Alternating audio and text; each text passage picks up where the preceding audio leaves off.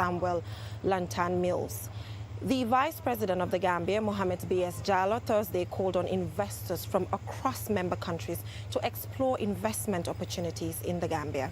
Now, ahead of the Summit of World Leaders on Saturday, the Council of Foreign Ministers meeting opened on Thursday evening as the Gambia is hosting the 15th OIC Summit.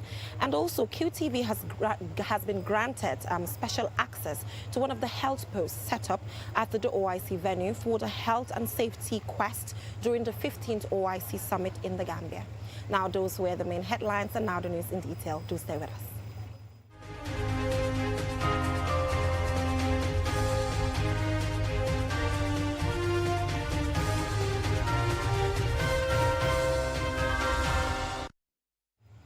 Thank you so much for joining us. You're watching QTV News, and I am Jenna Bosonko, live from the OIC venue in Bijilo. Now, ahead of the commencement of the 15th OIC Summit in the Gambia on Saturday, presidents and representatives of heads of governments have started arriving in Banjul. They were received at the Banjul International Airport by Gambia's Vice President, His Excellency Mohamed B.S. Jallow. More in this report. The heads of state and representatives of governments who are already in the country are His Excellency Nadir Labawe, the Prime Minister of Algeria, His Excellency Timoko Mileti Kone, the Vice President of Ivory Coast, and His Excellency President of Guinea-Bissau, Omaru Sissoko Embalo. Their participation at the summit is a strong indication from member states whose envoys and foreign affairs ministers arrived in the country 2 days earlier to participate in the Council of Foreign Ministers Convergence, bilateral meetings and other events preceding the summit. Among other activities, heads of state and governments are expected to deliberate on pressing issues affecting the Ummah, promote solidarity amongst member states, uphold international peace and security, and to increase cooperation in social, economic, cultural, scientific, and political areas. Still on the OIC Summit, President Adama Barrow on Friday honored the chairman of the Islamic Development Bank, Dr. Mohamed Suleimani Al-Jassa, and the outgoing World Bank team leader for the Gambia, Dr. Samuel Lantan Mills. More in this report by Babakar Sise. Dr. Mohamed Suleiman Al-Jassa was bestowed an insignia of the Grand Commander of the Order of the Republic of the Gambia, and Dr. Samuel Lantai, an insignia of the Commander of the Order of the Republic of the Gambia. The honorary conferment recognizes their profound achievements in their respective fields and their enormous contributions to society, especially in the education and health sectors. President Barrow recognizes and celebrates the duo for serving their distinguished roles and supporting the Gambia by investing in the welfare and well-being of Gambian citizens. Dr. Al-Jassa has exemplarily contributed towards the socio-economic development of the Gambia.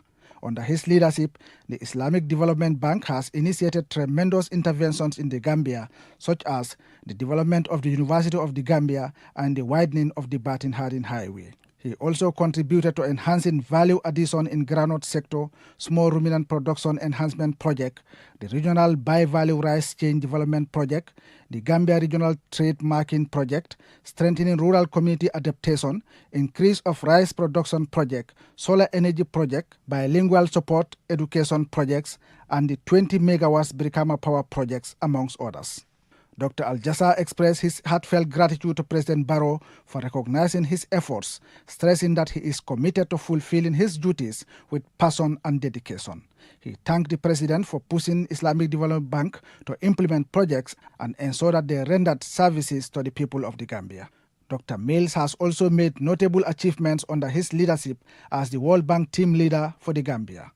These include establishing a state-of-the-art environmentally friendly waste management system, setting up the National Food and Drug Quality Control Laboratory, construction and equipment of the Farato Emergency Treatment Center, Intensive Care Unit, and Emergency Observation Treatment, amongst others. In addition, the National Diagnostic Emergency Center project will be completed by 2024, contributing to the preparedness and response to future pandemics.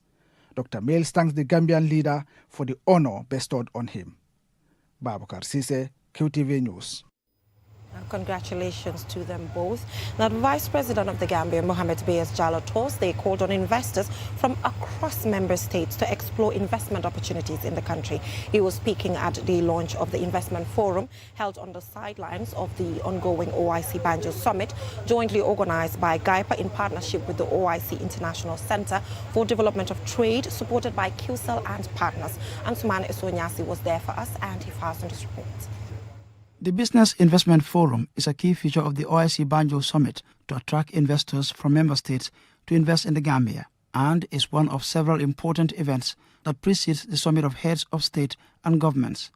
Underscoring the significance of the forum, Vice President Mohamed B.S. Jallow says the forum presents a unique opportunity for investors to explore investment opportunities and contribute to economic advancement in member states, especially in the Gambia, which offers attractive incentives for investors. Adding that government prioritizes investment in key sectors through targeted investment and capacity building. This forum, therefore, offers a timely opportunity to leverage on our collective strengths and resources to drive inclusive growth, create employment, and enhance the livelihoods of our people. Our transition to New Gambia with high democratic credentials sustained and being improved upon is a testament to our collective commitment to fostering economic growth, promoting investment and advancing regional cooperation, and welcoming any potential investor to invest in the Gambia. Babukar Ojuf, Minister of Trade and the CEO of GAIPA, Usainu Senghor, respectively, argued that the Gambia's strategic location to key international markets, stability and hospitality makes the country the perfect place for investment, and went on to give assurances of the country's commitment to facilitate investment opportunities by addressing bottlenecks affecting the business sector and investors. In alignment with our commitment to export-led growth and economic diversification, the Gambia has formulated a comprehensive national export strategy aimed at driving the development of trade and maximizing the value of our export potential. Through targeted interventions and sector-specific initiatives, we seek to capitalize on our comprehensive or competitive advantage and harness the full potential of 6 identified priority export sectors. With ongoing infrastructure projects aimed at enhancing road networks, ports and aviation facilities, we welcome investment in transport logistics, maritime services and air transportations, poised to facilitate seamless trade and commerce within the region and beyond. Dr. Ahmad Kawesi Sengendo, OIC Assistant Secretary General for Economic Affairs, and Dr. Latifa El Budali, Director General of the International Center for Development of Trade, spoke highly of the Gambia's determination to meet targets set for member states, notably registering a significant increase in trade with member states.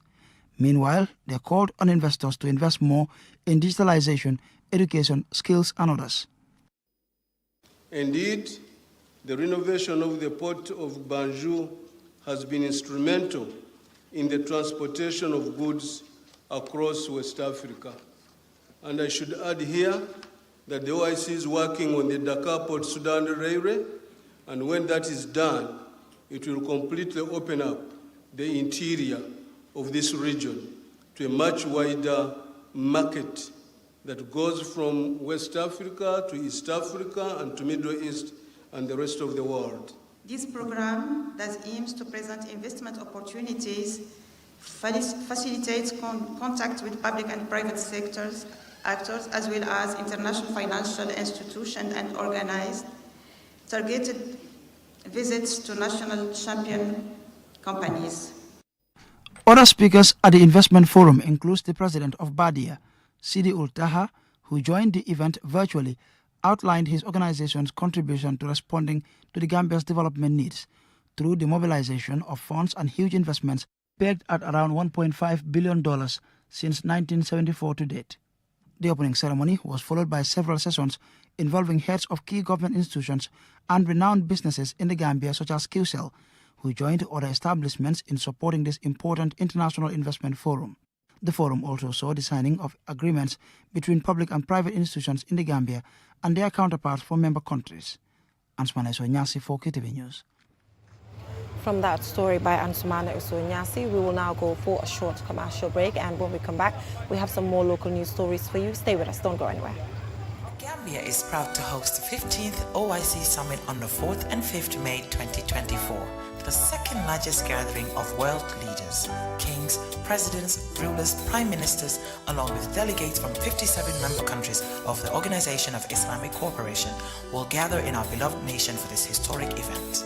The theme of the summit is enhancing unity and solidarity through dialogue for sustainable development. It's a platform to foster cooperation, promote peace, and drive sustainable development across the Ummah and the world at large. We call on all Gambians to unite and support the government as it strives to host a memorable and successful event.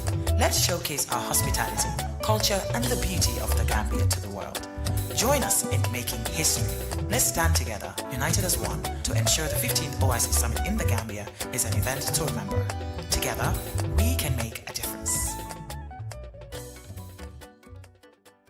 The third edition of the Organization of Islamic Cooperation Investment Forum will be held in the Gambia under the auspices of His Excellency President Adama Barrow and the OIC Secretary General on Thursday, 2nd and 3rd May 2024 at the Carabao Hotel. Welcome, ahlan wa sahlan, welcome to Banjul. The golden opportunity to the smiling coast of Africa will bring together presidents of international financial institutions, including ISDB, AFDB, Badia, Afrexim Bank, Fagas, and others. The investment forum will also convene the highest level of economic and investment actors across the 57 OIC member countries from both the public and private sector to explore investment opportunities in the Gambia and promote economic growth and job creation. All the attendees will include senior government actors, 60 top international investors, employers' federations, chambers of commerce, professional associations, bankers, and insurers. We welcome the investors to come and invest into the Gambia. We are open for business. Don't miss the chance to be part of this transformative process.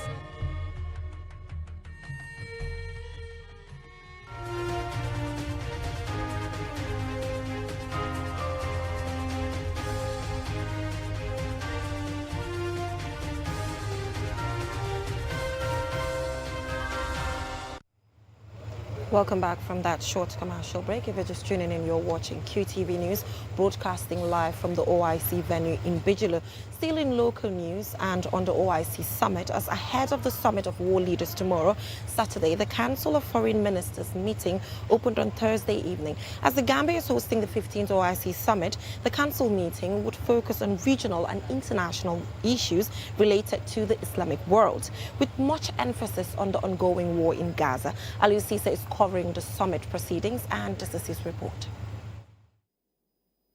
This is where the Council of Foreign Affairs Ministers of the OIC are meeting to discuss the agenda of the 15th OIC Summit here in Banjul under the theme Enhancing Unity and Solidarity through Dialogue for Sustainable Development. The meeting of these foreign affairs ministers is very important as far as the summit is concerned. They will be discussing issues affecting the Muslim Ummah, notably the ongoing war on Gaza, which is between Israel and Palestine. And then the outcome of this meeting will be very significant in the final outcome of this summit here in Banjul.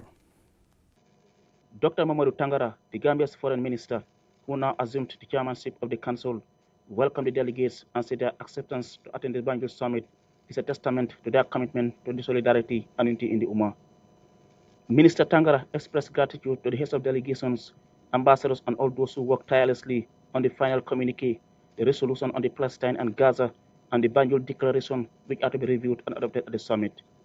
Your dedication and hard work have been instrumental in shaping the agenda and program for our upcoming gathering. I also commend the Secretary General of the OIC and his staff for their diligent efforts in preparing these important documents over the past months. Their professionalism and dedication to serving the Ummah have been invaluable in advancing our collective aspirations and objectives. The documents before us today reflect the breadth of issues that will be addressed at the summit, covering political, economic, social, and cultural concerns. They serve as a compass guiding our discussions and actions toward achieving unity, solidarity, and sustainable development.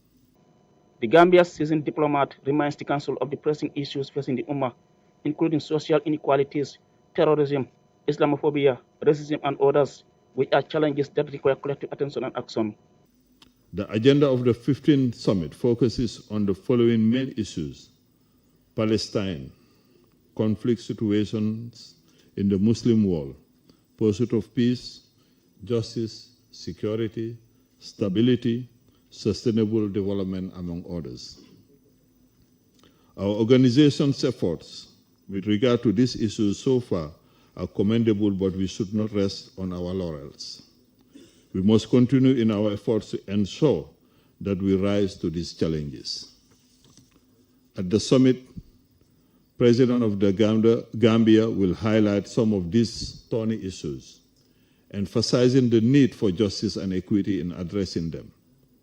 The main objectives of the summit, based on the theme enhancing unity and solidarity through dialogue and sustainable development, underscore the Gambia's commitment to achieving these goals during its tenure as chair. Minister Tangara urged his colleagues to leverage on the significance of the theme of the summit to foster greater unity and solidarity among member states for sustainable development. As this summit is hosted by the Gambia on behalf of the African region, let us consider how the African region in particular can benefit from our collective efforts by addressing the unique challenges facing African member states. We can ensure that the benefits of unity and solidarity are felt across the continent.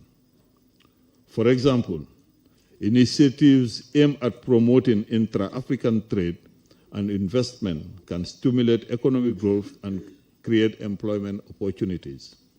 Furthermore, collaboration on infrastructure development projects can improve connectivity and facilitate trade flows within the region. Additionally, efforts to enhance education and healthcare services can empower African communities and contribute to human capital development. By investing in sustainable agriculture and renewable energy, we can address food security and environmental challenges while promoting economic resilience.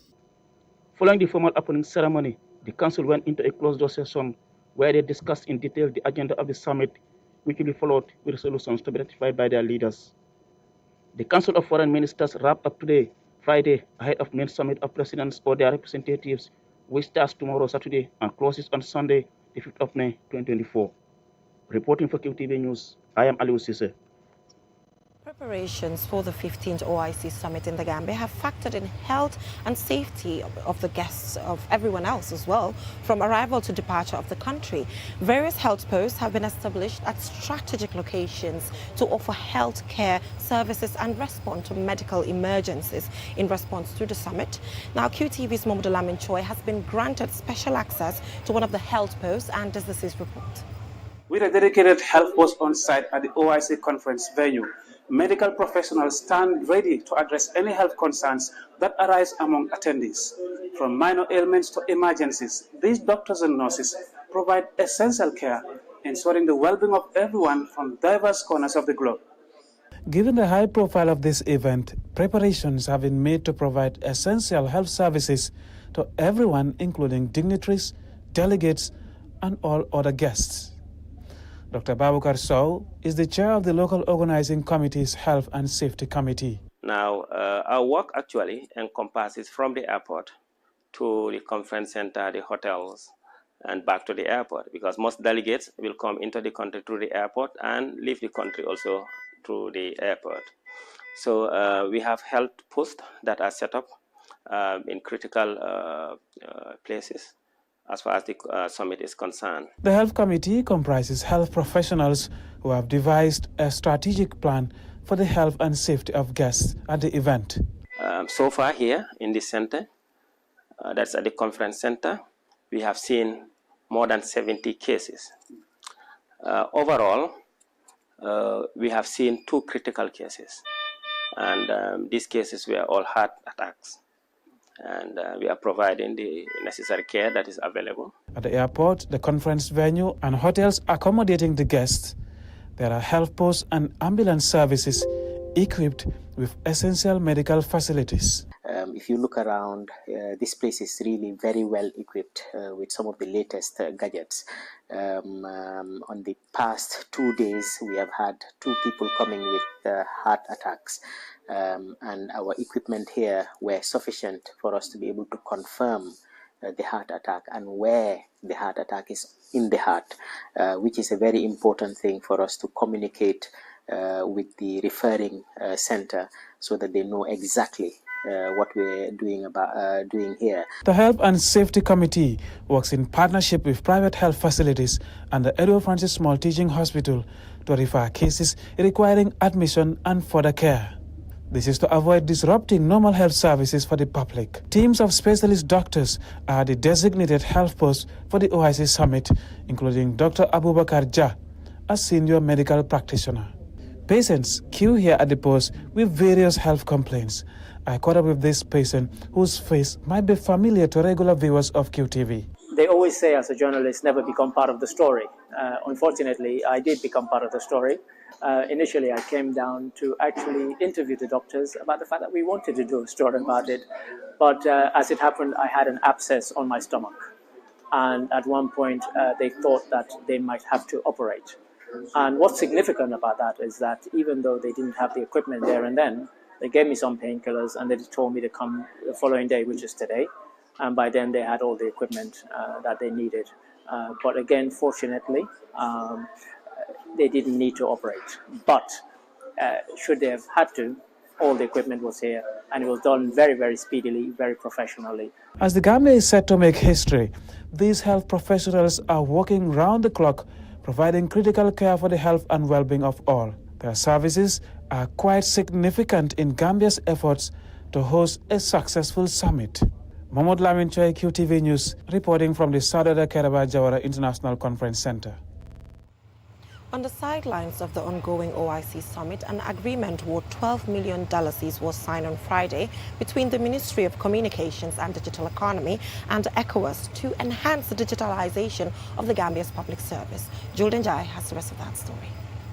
Dr. Omar Aliu Toure, president of the ECOWAS mission, says the agreement demonstrates the full commitment of ECOWAS to supporting the efforts of member states in their digital transformation agenda, particularly formulating policies, the adoption of digital strategies, and the adoption of legal regulatory frameworks aimed at helping the transformation process.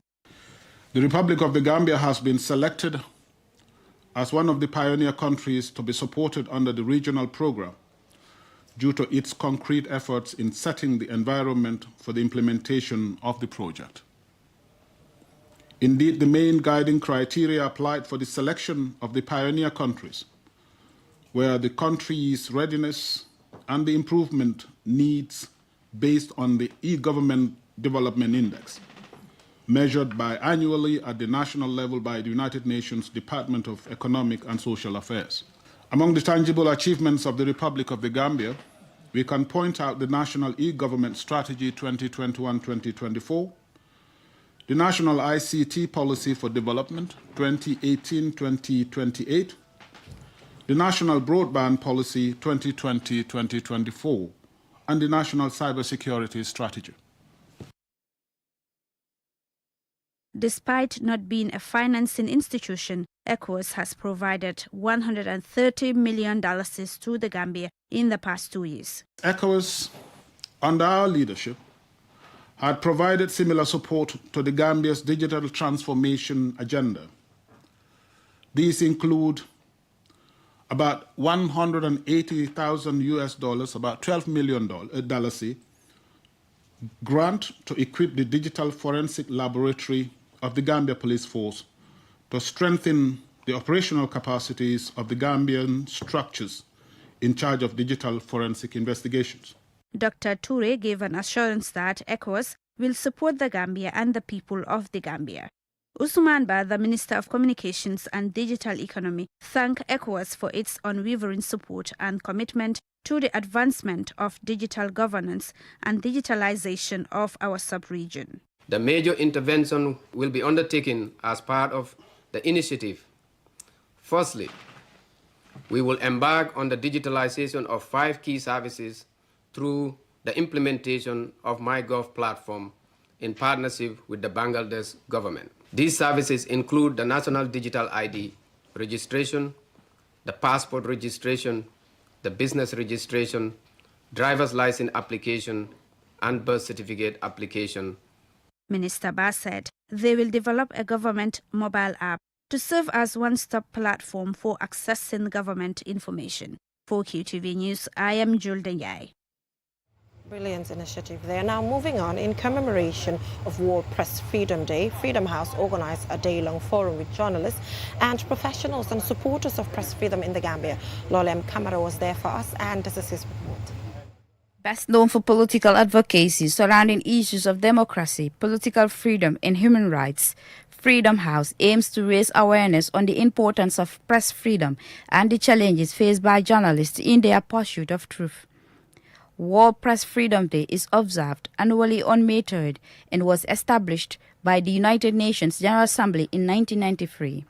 The theme of this year's celebration is A Press for the Planet, Journalism in the Face of Environmental Crisis, highlighting the crucial role of the media in providing accurate and reliable information to the public.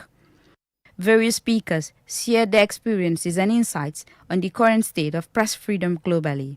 They discussed the increasing threats and attacks against journalists, censorship, and the spread of disinformation.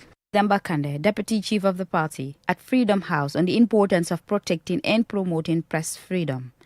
Mohamed Esba, President of the Gambia Press Union, underscores the importance of the theme. In the Gambia, our media has been instrumental in exposing issues such as illegal logging, overfishing, and trafficking of endangered species, and also sexual and gender-based violence. As rightly stated by Mr. Demba Kande, despite this work, we really have to be ethical. We've seen a lot of sensationalism, especially online, people being very insensitive in terms of reporting on sexual and gender-based violence, as a result compromising ethical standards. Modu Esjuf, Secretary General of the Gambia Press Union, spoke on the media landscape of the Gambia. In 2023, we saw considerable progress in terms of press freedom as per the RSF Global Press Freedom Index, with the Gambia ranked 5th in Africa and 46th in the world among 180 countries. This year, the country dropped to 58th position globally, 12 positions backward, 12 places backwards, and 10th in Africa in the Global Press Freedom Index. While this is still better than what obtains in a number of countries, the reason for the drop hinges on the attacks on journalists that we've been witnessing in recent years, bad media laws, the economic challenges that the media faces, a lack of political will to ensure the safety of journalists, and a lack of implementation of the Access to Information Act 2021. During his keynote address, the Minister of Information, Dr. Ismaila Cisse, commented on some of the observations by the Gambia Press Union Secretary General. When I woke up, I came across the news that we've lost some ground in the Press Freedom Index. When I assumed the role as a minister, I was running around shouting everywhere that Gambia has done well. We are number 5 in Africa and 45 in the world. And I woke up to, I was hoping that perhaps the next release would take us at a better footing, but that we are going backwards is not very good, and we are concerned. And my ministry will do everything to work together with GPU, Media Council, and all stakeholders to ensure that at least Gambia is either 1, 2, or 3 in Africa next year, and nothing above 25 in the world. Journalists who saw exceptional bravery and resilience in the face of adversity were recognized and honored at the event, which concluded with a call to action for governments and organizations to take concrete steps towards safeguarding press freedom. For QTV News, Lolly M. Kamara. Now, shout out to all journalists on World Press Freedom Day. That is all we have time for. Join us tomorrow, same time for mornings. Thanks for watching, and stay with us on updates in relation to the OIC Summit.